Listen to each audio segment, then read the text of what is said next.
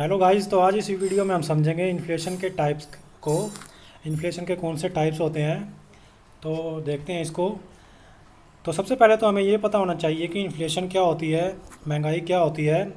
Simple सी उसकी definition हम दे सकते हैं, सिंपल तरीके से हम उसको समझ सकते हैं इन्फ्लेशन को। तो इन्फ्लेशन क्या होती है कि सामान्य कीमत स्तर में जो वृद्धि होती है उसे हम क्या कहेंगे, इन्फ्लेशन कहेंगे।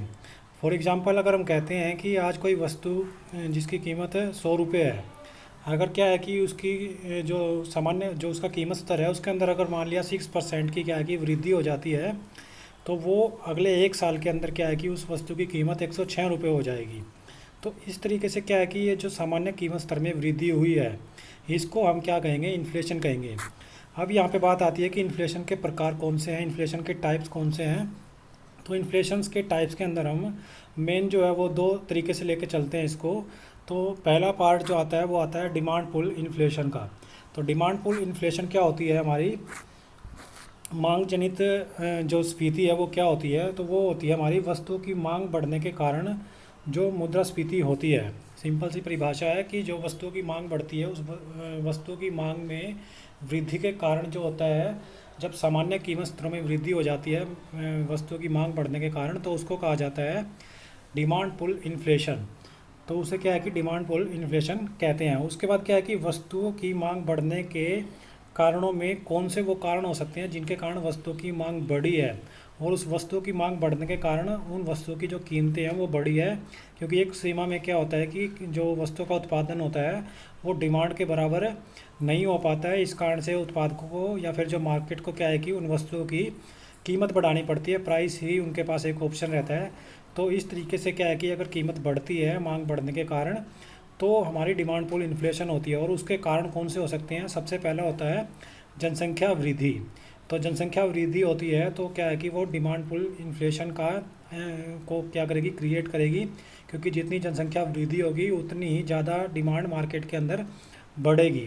तो मार्केट के अंदर जैसे ही डिमांड बढ़ेगी तो कीमतें बढ़ना स्टार्ट हो जाएंगी, क्योंकि उत्पादन उतना नहीं हो पाएगा। तो जनसंख्या वृद्धि इसका डिमांड पुल इन्फ्लेशन का एक कारण हम बोल सकते हैं, हो सकता है। उसके बाद क्या है कि ब्याज दरों का कम होना।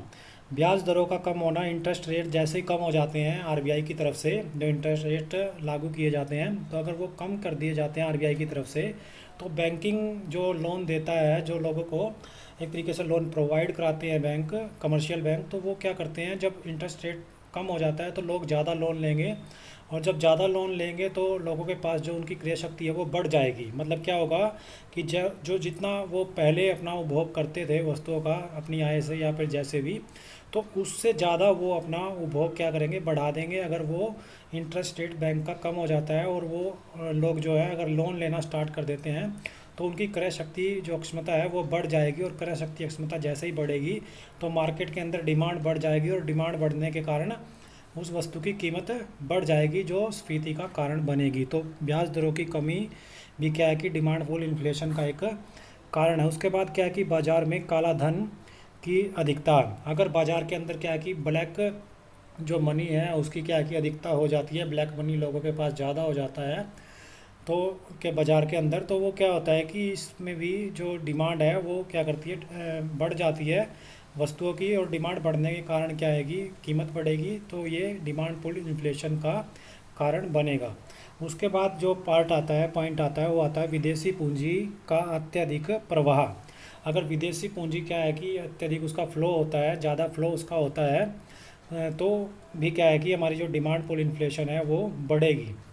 विदेशी पूंजी जैसे ही मतलब एक देश के अंदर एंट्री करती है, उसका प्रवाह ज़्यादा तेज़ गति से अगर चलता है तो डिमांड पुल इन्फ्लेशन का वो कारण बनेगी। उसके बाद क्या है कि सरकार द्वारा गैर योजनागत व्यय अगर अधिक कर दिए जाए तो भी ये भी वो भी क्या होगा, डिमांड पुल इन्फ्लेशन का कारण होगा। वो कैसे, क्योंकि जब सरकार जो अपने व्यय करती है, अगर वो योजनागत तरीके से करती है, जहाँ ज़रूरी है वही करती है, तो क्या है कि योजना बनाकर करती है, तो क्या है कि वो डिमांड फुल इन्फ्लेशन का कारण नहीं बनती है।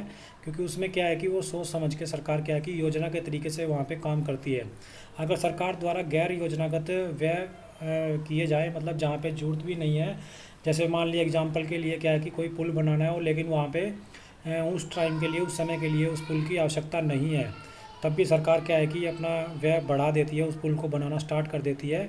तो ये बिना योजना के किया गया कार्य होगा, और इस तरीके से जब व्यय किया जाएगा तो उसके अंदर क्या होगा, जो श्रमिकों की संख्या है वो बढ़ानी पड़ेगी, क्योंकि श्रमिक लगेंगे पुल बनाने के लिए, और वो उनके पास क्या है कि रोज़गार होगा, तो रोज़गार के तरीके से क्या है, सरकार की तरफ से उनके पास पैसा जाएगा, मजदूरी जाएगी, जिससे वो क्या होगा, उस मजदूरी का, उस आय का जो प्रयोग होगा वो बाज़ार में अपनी मांग को बढ़ाने के लिए करेंगे, और कीमतें इस तरीके से बढ़ना शुरू हो जाएंगी। तो सरकार द्वारा अगर गैर योजनागत व्यय को बढ़ाया जाता है तो ये भी क्या है कि डिमांड पुल इन्फ्लेशन का कारण बनता है। तो ये डिमांड पुल इन्फ्लेशन बिल्कुल ही ईजी पार्ट है हमारा। कुछ जो मैंने इसके अंदर क्या है कि आपको पॉइंट्स बता दिए जिनके कारण क्या है कि डिमांड पुल इन्फ्लेशन हो सकती है। उसके बाद बात करते हैं हम सेकंड पार्ट क्या होता है, दूसरा जो टाइप है वो कौन सा है इन्फ्लेशन का। तो दूसरे टाइप के अंदर क्या है कि हमारा इसमें आता है हमारा कॉस्ट पुश इन्फ्लेशन। तो कॉस्ट पुश इन्फ्लेशन क्या होता है हमारा यहाँ पे, कॉस्ट पुश इन्फ्लेशन के अंदर हमारा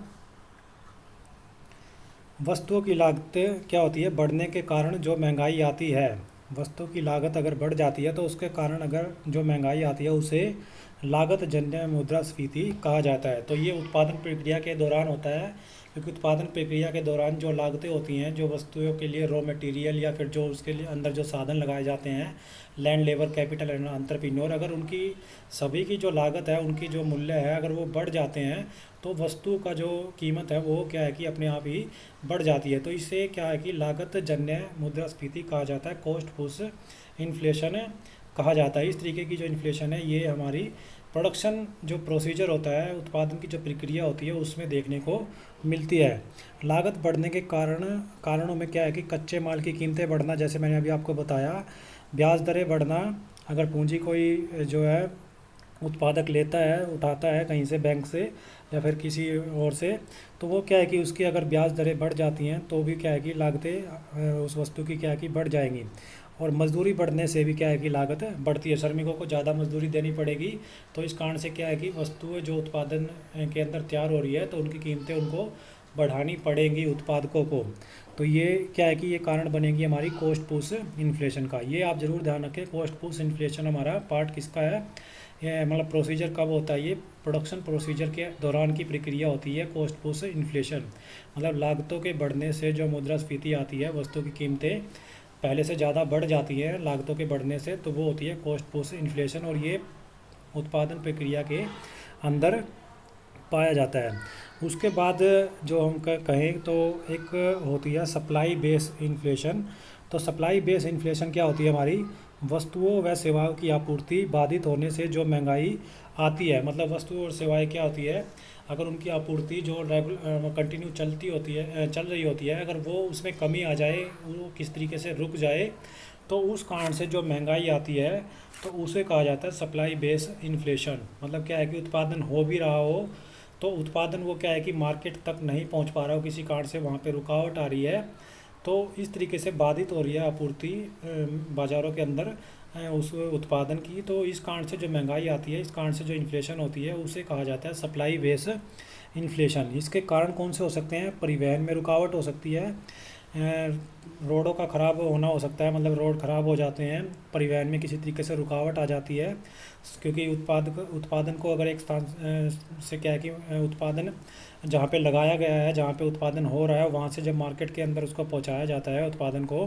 तो परिवहन के क्या है कि किसी तरीके से क्या है उसके अंदर रुकावट अगर हो जाती है तो वो सप्लाई बेस इन्फ्लेशन क्या है कि उसका कारण बनेगी। उसके बाद क्या है कि अधिक बारिश के कारण परिवहन बाधित होना, रोड के कारण हो सकता है, अधिक बारिश के कारण हो सकता है, मौसम के कारण क्या है कि परिवहन बाधित हो सकता है। तो मतलब इस तरीके से ये कारण हो सकते हैं जो सप्लाई बेस इन्फ्लेशन के लिए जिम्मेदार हो सकते हैं। उसके बाद काला बाजारी हो सकती है कि कुछ लोग जो होते हैं मार्केट के अंदर, जो उत्पादन है कि पहुंच भी जाता है कई बार, लेकिन वो क्या करते हैं उसको स्टॉक करके रख लेते हैं, उसको जितना क्या है कि बेचना होता है उसी टाइम पे प्रेजेंट के अंदर उतना वो नहीं बेचते हैं, उसको निकालते नहीं है, उस स्टॉक को अपने पास रख लेते हैं। उनको एक अंदाज़ा होता है कि हो सकता है आने वाले समय के अंदर जो उत्पादन है उसकी कीमतें क्या है कि बढ़ने लग जाए, इस कारण से वो अपना काला बाजारी करने लग जाते हैं। तो ये क्या है कि ये कारण बनती है सप्लाई बेस इन्फ्लेशन का। उसके बाद है सरकार की आयात और निर्यात नीति। तो सरकार की आयात और निर्यात नीति, सरकार क्या है कि ज़्यादा अगर आयात मतलब आयात की ज़रूरत ज़्यादा है, हमें वस्तु बाहर से मंगवाने की ज़रूरत ज़्यादा है, लेकिन सरकार आयात कम करती है, तो क्या है कि इसके अंदर भी क्या है कि सप्लाई बेस इन्फ्लेशन क्रिएट होगा, और निर्यात के अंदर भी इसी तरीके से सप्लाई बेस इन्फ्लेशन हो सकता है। तो आयात निर्यात जो नीति है, पॉलिसी है, वो भी क्या है, सप्लाई बेस इन्फ्लेशन का कारण बन सकती है। उसके बाद महंगाई के जो कारण होते हैं वो हम देखते हैं कौन से हो सकते हैं महंगाई के कारण। तो महंगाई के कारणों में सबसे पहला जो कारण आता है वो आता है विकसित देशों की उपभोक्तावादी संस्कृति। मतलब जो विकसित देश होते हैं, डेवलप्ड कंट्री होती है, उनकी उपभोक्तावादी संस्कृति। तो उपभोक्तावादी संस्कृति के कारण विकसित देशों में अधिक उपभोग करते हैं, अतः वे आयात अधिक व निर्यात कम करते हैं। वे सदैव क्या करते हैं, व्यापार खाते पर घाटे की स्थिति में रहते हैं, अतः विकासशील देशों का अधिकांश उत्पादन विकसित देश आयात कर लेते हैं। मतलब क्या होता है कि उपभोक्तावादी संस्कृति के कारण क्या होता है, विकसित देशों में अधिक उपभोग वो करते हैं, और अतः वे क्या करते हैं, आयात अधिक व निर्यात कम करते हैं। वे सदैव व्यापार खाते पर घाटे की स्थिति में रहते हैं, और अतः विकासशील देशों का अधिकांश उत्पादन विकसित देश आयात कर लेते हैं। मतलब जो पहले से विकसित हो चुके हैं देश, वो विकासशील देशों का क्या है कि जो प्रोडक्शन होता है, उत्पादन होता है, उसको आयात कर लेते हैं। तो इस कारण से जो यहाँ का मतलब विकासशील देशों का जो उत्पादन होता है वो विकसित देशों में चला जाता है, और इस कारण से यहाँ पे जो डिमांड होती है उस उत्पादन की वो पूरी नहीं हो पाती है, जिस कारण से कीमतें बढ़ती है, महंगाई का वो क्या है कि कारण बनती हैं। तो विकसित देशों की उपभोक्तावादी संस्कृति क्या है कि महंगाई का एक मेन क्या है कि रीजन हो सकता है, कारण हो सकता है। उसके बाद हम देखेंगे जिससे क्या होता है हमारा, जिससे विकासशील देशों में वस्तु और सेवाओं की आपूर्ति कम हो जाती है, जैसे मैंने अभी आपको बताया, और निर्यात से अर्जित पूंजी को भी पुनः विकसित देशों में जमा कर दिया जाता है। तो निर्यात से अर्जित जो पूंजी है वो भी अपने देश के अंदर विकसित देश रख लेते हैं, और ज़्यादा से ज़्यादा क्या है कि जो विकासशील देश हैं उनसे अपना क्या करते हैं, वस्तु और सेवाओं का आयात करते हैं।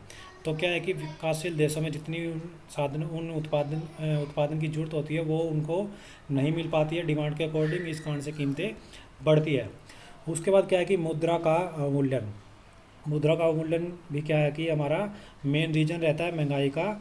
वो क्या होता है कि विकासशील देश अपने निर्यात बढ़ाने के लिए लगातार अपनी मुद्रा का अवमूल्यन करते रहते हैं। इससे क्या होता है कि हमारे जो उत्पाद होते हैं विदेशी बाज़ार में सस्ते तथा उनके उत्पाद हमारे बाज़ार में महंगे हो जाते हैं। अतः यह एक प्रकार से क्या होता है, विकासशील देशों द्वारा विकसित देशों को दी जाने वाली सब्सिडी हो जाती है। मतलब ऐसा मान के चलिए कि विकसित देश क्या है कि एक तरीके से विकासशील देशों को सब्सिडी दे रहे हो। तो सब्सिडी के तरीके से क्या है कि विकसित देश विकासशील देशों के ऊपर इस तरीके से काम करते हैं, जब वो क्या है कि मुद्रा का अवमूल्यन ज़्यादा होता है, और विकासशील देश क्या करते हैं, अपने जो उत्पादन होता है उसको ज़्यादा से ज़्यादा वो निर्यात करने की कोशिश करते हैं, और निर्यात करने के चक्कर में क्या करते हैं, वो बाजार जो लगातार क्या करते हैं, अपनी मुद्रा का उनको अवमूल्यन करना पड़ता है। मतलब जो मुद्रा का अवमूल्यन क्या होता है हमारा, कि जो एक देश की मुद्रा होती है वो क्या होती है, उसका जो मूल्य होता है वो दूसरे देश की मुद्रा के कंपैरिजन में क्या हो जाता है, सस्ता हो जाता है। मतलब क्या हो जाता है कि उसकी जो है वैल्यू दूसरे देश की मुद्रा में कमी हो जाती है, अवमूल्यन हो जाता है। तो क्या है कि इस तरीके से अवमूल्यन करना पड़ता है, निर्यात बढ़ाने के लिए विकासशील देश इसको करते हैं। इससे क्या होता है कि उत्पाद क्या होता है, विदेशी बाज़ार में सस्ते, और उनके जो उत्पाद होते हैं जहाँ पे जिसकी मुद्रा कंपैरिजन में हमने सस्ती कर ली है, तो वहाँ बाज़ार में वो महंगे हो जाते हैं, और अतः यह एक प्रकार से विकासशील देशों द्वारा विकसित देशों को दी जाने वाली सब्सिडी हो जाती है। उसके बाद बात करें हम, तो तीसरा पॉइंट जो आता है इसके अंदर, तीसरा पॉइंट हमारा है अंतर्राष्ट्रीय बाज़ार के अंदर क्या है, तरलता का बढ़ना। तो अंतर्राष्ट्रीय बाज़ार में तरलता अगर बढ़ जाती है, लिक्विडिटी बढ़ जाती है अंतर्राष्ट्रीय बाज़ार के अंदर, फ्लो बढ़ जाता है मनी का, तो वो तरलता बढ़ जाने के कारण भी क्या है कि महंगाई आती है। महंगाई का वो एक कारण, इन्फ्लेशन का वो एक कारण बनता है। अंतर्राष्ट्रीय इंटरनेशनल जो मार्केट होती है उसके अंदर अगर तरलता बढ़ जाती है। उसके बाद क्या है कि अंतर्राष्ट्रीय बाज़ार में क्रूड ऑयल की कीमतें बढ़ना। अब क्रूड ऑयल क्या होता है, हमारा कच्चा तेल जो होता है उसकी कीमतें अगर अंतर्राष्ट्रीय बाज़ार के अंदर बढ़ जाती हैं, तो उनके कारण भी क्या होता है कि जो यहाँ पे आके मतलब किसी देश विकासशील देश के अंदर क्या है कि किसी भी देश के अंदर जो ऑयल जाता है, क्रूड ऑयल जाता है, जब क्रूड ऑयल की कीमतें ही पहले बढ़ जाती है तो उससे जो अलग अलग जो क्या है कि तेल निकाले जाते हैं, पेट्रोल डीजल वगैरह, तो उनकी कीमतें ओबियसली क्या है कि बढ़ेंगी, पहले के मुकाबले वो ज़्यादा हो जाएंगी। तो इस कारण से क्या है कि वो भी महंगाई का एक कारण बनती है, क्योंकि पेट्रोल और डीजल से जो बाकी के जो परिवहन हैं वो बिल्कुल क्या है कि डायरेक्ट रूप से क्या है रिलेट करते हैं। तो सारा का सारा जो इकोनॉमी के ऊपर जो इफ़ेक्ट आएगा महंगाई में, तो महंगाई का बढ़ना क्या है कि क्रूड ऑयल की कीमतें भी क्या है कि उसके अंदर एक कारण बन सकती हैं। उसके बाद बात करते हैं हम ग्लोबल वार्मिंग। तो ग्लोबल वार्मिंग के अंदर क्या होता है कि पर्यावरणविदों के द्वारा क्या है कि ग्लोबल वार्मिंग के कारण कहीं अनावृष्टि तो कहीं क्या होती है अतिवृष्टि हो रही होती है। मतलब क्या है कि ग्लोबल वार्मिंग कहीं पे क्या करती है, ज़्यादा वर्षा का कारण बनती है और कहीं पे बिल्कुल ही वर्षा नहीं होती है, बारिश बिल्कुल भी नहीं होती है, जिससे उत्पादन पर प्रतिकूल प्रभाव पड़ता है और यह महंगाई बढ़ने का एक कारण बन सकता है। मतलब क्या है कि जहाँ पे उत्पादन पहले हो सकता है हो रहा है और वहाँ पे बारिश अगर एक साल के अंदर नहीं होती है, तो वो उत्पादन पहले से कम हो जाएगा और उत्पादन के कम होने से जो डिमांड है वो उसको पूरा नहीं कर पाएगा। इस कारण से उत्पादकों को अपनी कीमतें बढ़ानी पड़ेंगी, जो महंगाई का कारण बनेंगी। उसके बाद इसमें क्या है कि उसके बाद है हमारा 1991 से पहले भी भारत में महंगाई, जो 1991 में आर्थिक सुधार हुए थे उनसे पहले भी क्या है कि भारत में महंगाई एक सामान्य समस्या थी, लेकिन तब इसके लिए घरेलू कारक अधिक उत्तरदायी थे। किंतु आर्थिक सुधारों के बाद क्या हुआ कि मुद्रास्फीति के लिए अंतर्राष्ट्रीय कारक अधिक महत्वपूर्ण हो गए। मतलब 1991 से पहले भारत के अंदर महंगाई एक सामान्य समस्या थी, लेकिन तब इसके लिए क्या है कि सिर्फ घरेलू कारक ही उत्तरदायी थे, क्योंकि हम क्या है कि ग्लोबलाइजेशन का ज़्यादा मतलब उस टाइम पे यूज़ नहीं था 1991 से पहले। उदारीकरण, वैश्वीकरण और निजीकरण जो हम देखते हैं 1991 की बाद जो आर्थिक सुधार हुए हैं, तो वैश्वीकरण जो अगर हम बात करें तो वैश्वीकरण का इतना ज़्यादा यूज़ नहीं था, प्रयोग नहीं था उसका। तो इस कारण से उसको हम महंगाई का सिर्फ कारण जब उस 1991 से पहले माने तो वो सिर्फ घरेलू कारक ही हो सकते हैं। किंतु आर्थिक सुधार 1991 के बाद मुद्रास्फीति के लिए अंतर्राष्ट्रीय कारक, क्योंकि वैश्वीकरण स्टार्ट हो गया, अन्य देशों से व्यापार शुरू हो गया, तो वैश्वीकरण के कारण भी क्या है कि महंगाई का बढ़ना क्या है कि माना जा सकता है 1991 के बाद। तो ये 3 पॉइंट्स थे हमारे पास, 3 टाइप्स थे इन्फ्लेशन के। इन्फ्लेशन क्या होता है हमने देखा, इन्फ्लेशन के कॉस्ट पुश इन्फ्लेशन क्या होता है, डिमांड पुल इन्फ्लेशन क्या होता है, सप्लाई बेस्ड इन्फ्लेशन क्या होता है, और इनके कारण क्या होते हैं, महंगाई बढ़ने के कारण क्या होते हैं, उनको मेन रीजंस को हमने इसके अंदर समझा है। वो बहुत ही क्या है कि इम्पोर्टेंट टॉपिक है, मोस्ट इम्पोर्टेंट टॉपिक है ये यूजीसी नेट एग्ज़ाम के लिए, यूपीएससी एग्ज़ाम के लिए, और जो अदर कम्पिटिटिव एग्ज़ाम्स होते हैं उनके लिए भी क्या है कि ये मोस्ट इम्पोर्टेंट टॉपिक रहेगा। तो वीडियो को ज़्यादा से ज़्यादा लाइक कीजिए एंड शेयर कीजिए, और आगे के आने वाले टॉपिक्स के लिए चैनल को सब्सक्राइब करना न भूलें। Thank you.